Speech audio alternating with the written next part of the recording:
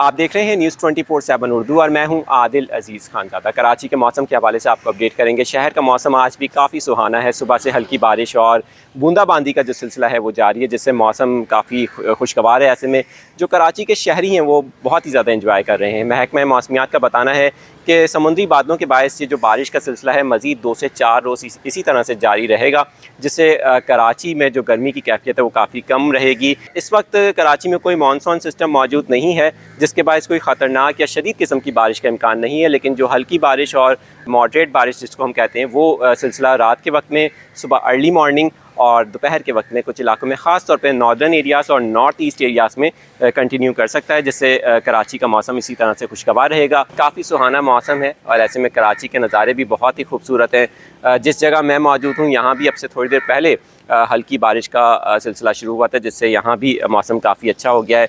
ऐसे में कराची वाले बहुत इंजॉय कर रहे हैं। कराची के मौसम के हवाले से जो मज़ीद अपडेट्स होंगी उनसे भी आपको आगाह करते रहेंगे।